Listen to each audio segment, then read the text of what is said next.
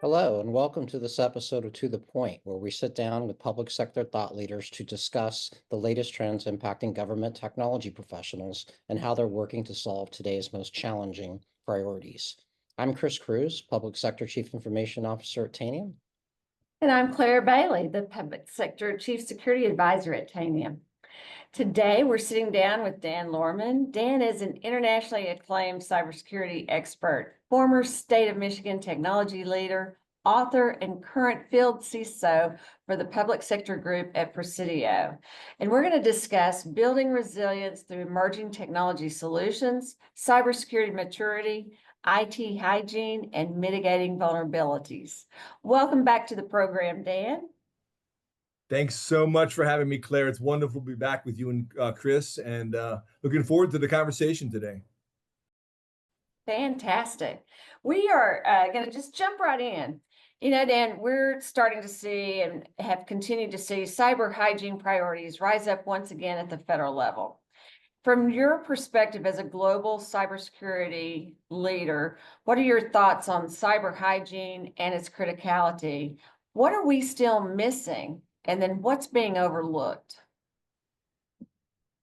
Yeah, I mean, I think cyber hygiene is vital. It's so essential. It's kind of like almost the bread and butter, the basic must do for everyone, and everyone in our industry, every one of our clients and our customers. But really, it starts with a good understanding of what are the problems and really the challenges. I know every year we seem to go over this on Cybersecurity Awareness Month in October.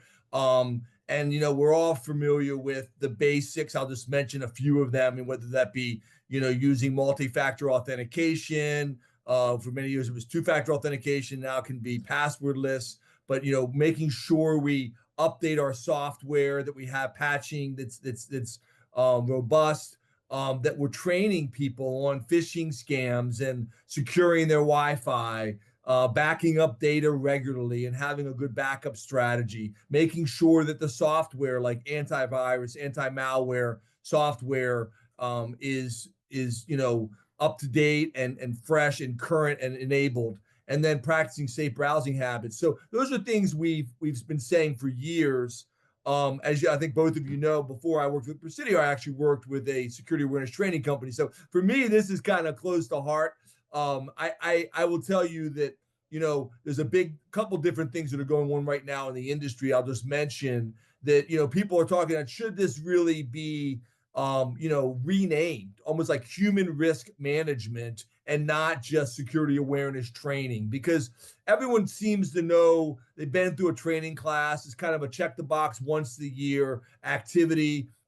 Even 5, 6, 7 years ago, we were saying, this can't be a once a year activity. It's got to be year round. It's got to be brief, frequent focus. It's got to be engaging training. It's got to be interactive. It's got to teach people things that they don't already know. We can't just keep, hitting people over the head with don't click on links, or, truisms that are just out there. Like, well, what do you mean don't click on links? Or, there's a lot of one-liners that almost give security awareness training a bad name. And so I think it really starts as we move forward with understanding the scope of the challenges we're facing. And I think, the way that begins, in my opinion, is it starts, as we look at, and as you guys know, I do a big prediction report every year, Government Technology Magazine, and looking at what all the vendors are saying, not my predictions, but forecasts and trends from across the industry.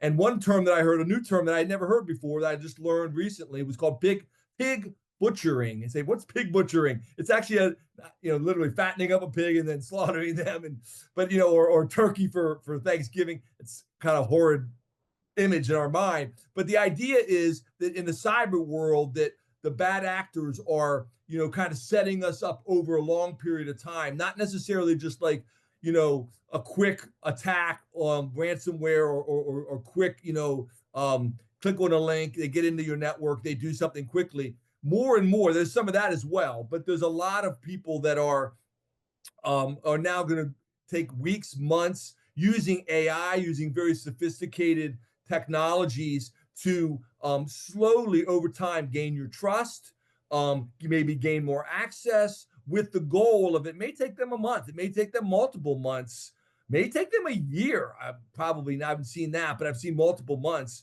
where then they finally, if you will, do the kill and actually get get you to transfer money, get the person to fall for this fraud. And, we've had different things in the past, business email compromise, whaling, spear phishing, these kinds of things. I just think the bottom line is going forward, what we're missing is this is going to be even accelerated further with AI. The bad actors are using it. We need sophisticated technology to detect it, be aware of it, but then also we need to be able to train our people and be updated so that we can, basically stop these kinds of frauds and email compromises and system access compromises that are going to be happening. They're going to become better and better at this as they attack us in 2025 and beyond. Dan, I like your point about this is a long-term planning process. It's just not something that happens every day. So comprehensive planning does lead to success. And I like the strategic initiatives that you're talking about. So this really leads us into the autonomous world, Dan, and the ever-increasing autonomous world of AI. What is your perspective on how CISOs today can leverage tools and harness the power of data in their environments, such as, patching or workforce management? Because they say what gets measured gets managed. How do we address those gaps? It's got to be an ongoing process that is part of. We talked in the earlier episode about people, process, and technology, and it's got to include all of those. And it's got to be, it starts with your policy and how you're definitely ongoing in an ongoing way, having repeatable processes around automated patch management, threat detection. So, utilizing streamlined tools. AI can help us with that, new tool sets, but really being able to detect attacks that are happening, making sure that our systems are patched, which, it sounds so easy to say we're going to patch everything that's going to be up to date, but obviously that's a huge challenge. We've seen many different types of breaches that have happened over the years in major enterprises, even banks, but certainly governments and others where systems were not patched. And I think increasingly that's a challenge with Internet of Things and more devices, more and more data in more and more places. You've got to be able to see that data, be able to know what it is, and then be able to respond. Data-driven workforce management is another aspect of that by integrating AI and machine learning, being able to use data from identity and access management systems, a variety of different tool sets, really being able to automate the processes to be able to look at the whole enterprise and understand what's happening in real time in your environment. And then risk compliance and automation. I think knowing where you're at with your systems was my third point, was risk and compliance, is really thinking about, there's a lot of requirements that we have, whether that be PCI data, payment card industry data, whether that be HIPAA data, health information, and whether that be other types of data that we have. We have social security numbers, we have privacy data around driver's licenses, all of these, be able to have real-time threat intelligence, knowing when that shows up, not just on your network, but, even on the dark web, being able to have tool sets to be able to detect and know, again, for a CISO, but for security teams, really having a proactive security posture and not just kind of waiting for a data breach to happen, but being proactive. And that allows you, by having an integrated system, being able to look at these things allows you to reduce complexity and actually provide a better result. So I think, this is an ongoing challenge. It's changing rapidly, and the attackers are changing rapidly with artificial intelligence. So we have to have automated processes and kind of fight, probably bad terminology, to fight fire with fire right now. We have a lot of fires going on around the country, but the idea that you really have to have a good tool set in using AI to be able to detect and react and then patch and then really respond to these types of threats. Thank you for that perspective. It's very accurate. So imagine being in the CISO role. How would you showcase the results of all of your automation, real-time data, in a way that executives can understand your progress, harnessing the power that we have today? It's a big challenge. It's a big challenge, and it's one that there are kind of pat answers to being able to report through to executives. I'm going to give you a multi-pronged approach, and I will tell you, kind of going back in a little history in my life. I'm not going to name vendors, but even going back, early, I was a Cisco certified person who, and even back when my days when I worked in the U.S. Department of Defense, we talked about having a single pane of glass. And, one place where you could see the whole network, all the threats, all the network connectivity, all the nodes, the good, the bad, the ugly, globally.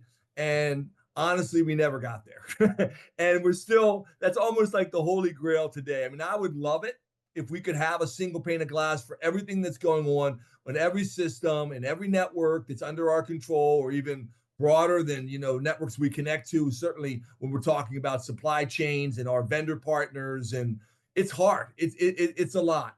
I do think you have to have a dashboard. I do think you have to have some way to visualize it, whether you're using graphs, using charts, have key performance indicators. You're probably not going to be able to include everything, but you do definitely need to have a dashboard for executives, and be consistent with that. Agree to what those KPIs are, what those key indicators are, and being able to in a consistent way present that to management. Outcome focused metrics. And so it can't just be, okay, we had, again, I'll just use a negative term here, but I know I did this a lot. We had 17 million more attacks yesterday, and that's great, and we stopped XY number of spam messages, and those things are good. I'm not saying you can't ever use those kind of things, that you stop, but then it begs the big question: what got through, right? So I mean, the challenge of really having metrics that you agree to, that are business focused metrics, that you can talk about with the executive suite, that means something to the business community, the C-suite, and in a consistent way you can measure that, and then have before and after comparisons. So talk about deliverables, talk about what you're going to do, and then what we always say this, tell them what you're going to tell them, and then tell them what you told them. It's same thing kind of happens with executives. And so I think what overlays all of that is really building a trust relationship with the C-suite. We talked in an earlier session about relationships. Part of it is your level of not just integrity, of course, integrity is part of it, but your level of trust and relationship, and that feeling that with the senior suite, that you're somebody who gets them the answers that they need, that is reliable, that's listening, and that understands the business, not just the technology, not just the security, but really brings them what they're looking for in those executive meetings, whether that be the cabinet meeting, whether that be the C-suite meeting, whatever that is. I know when I was CISO a long time ago for the state of Michigan, but we would have regular meetings with the governor, with the cabinet, listening ear. We would also do roadshows, and we would actually go out and talk to each individual agency director, and we would talk about what was happening globally, what was happening in the state, nationally in the state, and then specifically with their agency, and having metrics, and then leaving them, this is my last point, leaving them with practical, actionable advice. Here's how here's your scorecard. We used to give scorecards out to each agency director and say, if you want to improve, here's what you can do. And I'm telling you, some agency directors got it, some didn't. But one of them got called out by the governor. They had a big incident that was in the local paper. We had a meeting with them. They were like laser beam focused. We gave them a set of recommendations with this one agency. They did the things we said, and the next year, I'm happy to report they were the top of the list, and they got the only A that year of all the agencies. So make it actionable. Make it something that is actually not just, okay, well, we had 37 more spam messages last month, or whatever it is. That's nice, but what can I do about that? Make it something that the business community can actually respond to. So those are just some of the examples of how I think you can help them understand what you're up against and then what you can do. Beautiful. I think too, the beauty of what we've seen, right, across the evolution of our careers is that the industry is responding, particularly with real-time data, real-time risk data. Gone are the days of a scan once a year. Gone are the days of one group, fixing the solutions now where you're not scanning in security, throwing it over the door to operations and saying, now go patch. How can we bring that power of certainty, the power of accuracy and real-time data to the solutions that government needs today and secure in our world? So I hope you're seeing that as well. Oh, totally. I think that's great, Claire. And I think your points are well taken. Titanium and what you guys are doing is amazing. And I think, the reality of real-time data, not just a one and done, not just a, once an, annual audit, or, being able to see real-time what's happening on the network, as part of that scorecard, as part of that visualization. Totally agree. And I just took this answer a little bit different direction, but I agree with you. The tool sets today are so much more powerful and enabling you to give that meaningful picture of what's currently happening, and not just what happened last month or what happened last year. Dan and Claire, I think hit the nail on the head, is that I wish I would have known now what I know then, kind of way, that I had to rely on point in time data back when I was a leader, and I had to appear for the governor's office or the boards of supervisors or executives. And I was never confident with point in time data because I had to pull that data a lot of times from disparate systems. So having real-time data today to manage your cyber profile and be able to put that in front of a C-suite executive, the governor's office, the legislature, the boards of supervisors or mayors of the city council is vital to the success of your organization. And having that capability today is money, because the CIO, the CISO, and the CTO are all in the same boat, and they're responsible for accountability, responsibility, and having authority to safeguard their respective organizations. Totally agree. Absolutely. Dan, we have absolutely loved our time with you. Thank you so much for your amazing insights. Again, you're my rock star. You're too kind. Need you You're too autographed kind, next time we're together. But thank you for joining us today. And likewise, Thank you for Dan, having thank me. you for sharing your insights with us. And thank you all for watching. I'm Chris Cruz. And I'm Claire Bailey, and this is To the Point.